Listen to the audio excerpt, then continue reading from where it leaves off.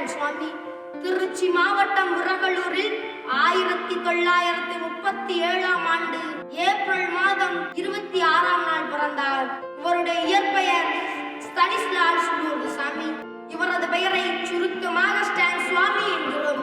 இவர் திருச்சி புனித வளனார் பள்ளியில் பள்ளி கல்வியையும் நம் திண்டுக்கல் வெஸ்டி கல்லூரியில் நவதுர வரமும் பயின்று நம் பள்ளியை நடத்தும் இயேசு சபையில் சேர்ந்து உருவானார்.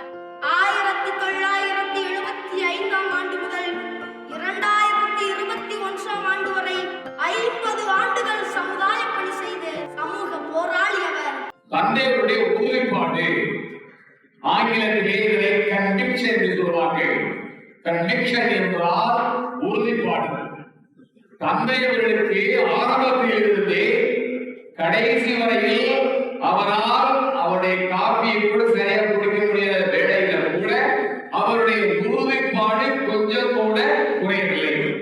என்ன உறுதிப்பாடு? சமூக உறுதிப்பாடு, சமூக அக்கறை, சமூக உணர்வு, சமூக உறவு. அதுவும் குறிப்பாக குரல் அற்றோருடைய குரலாக அவர் ஒலித்தார். ஏழை எளிய மலை நாட்டு மக்கள் இவருடைய குரலாக ஒலித்தார். அவர்கள் இங்கேதான் நம்முடைய வெஸ்டி கல்லூரியிலே தொழிற்சியில் சேர்ந்தார். அவர் நினைத்திருந்தால் இந்த மறைமாநிலத்திலேயே பணியாற்றி பெரிய பெரிய பதவிகளுக்கு வந்திருக்கலாம். ஆனால் ஆரம்பத்திலிருந்தே அவருடைய உணர்வு, அவருடைய உறுதிப்பாடு, அவருடைய தேர்வு, விருப்ப தேர்வு எல்லாமே மக்கள் சார்ந்ததாக, அதுவும் அடித்தட்டு மக்கள் சார்ந்ததாக இருந்தது. காட்டு அடிச்சதாரு, காலமழை மறிச்சதாரு,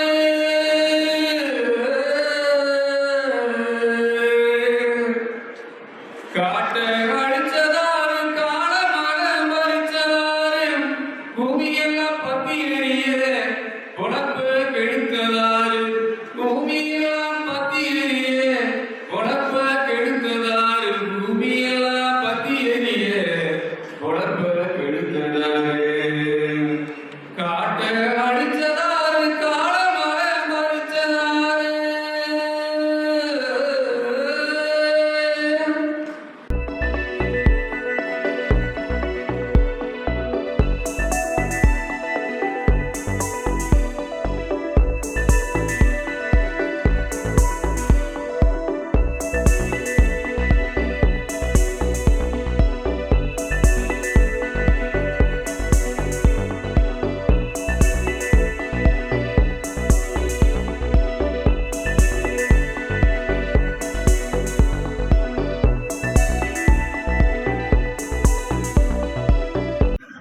கடவுளே, நான் விலைக்கு செல்கிறேன். கடவுள் தின்னது போக, கல்வன் தின்னது போக, காற்றவன் தின்னது போக, கால்நடைகள் தின்னது போக, வந்தது போனதெல்லாம் தின்னது போக, எனக்கென்று ஏதாவது விளைய செய்யும் கடவுளே என்று விலை தெரிப்பானா பழமொழி தாய். அப்படி பழமொழி தாயை பின்பற்றியவர் தான் நமது ஸ்டான்ஸ்வாமிகள்.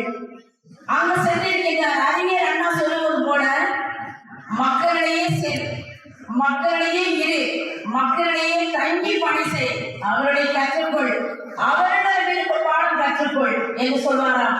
அதையே பின்பற்றியிருக்கின்றார் நம்முடைய ஸ்டான்ஸ்வாமிகள். அங்கே தங்கியிருக்கின்றார். அவர் நினைத்திருந்தால் மிகுந்தாமல் படித்து அதிகார பீடத்தில் பதவியில் அமர்ந்து பக்குவமாக இருந்திருக்கலாம்.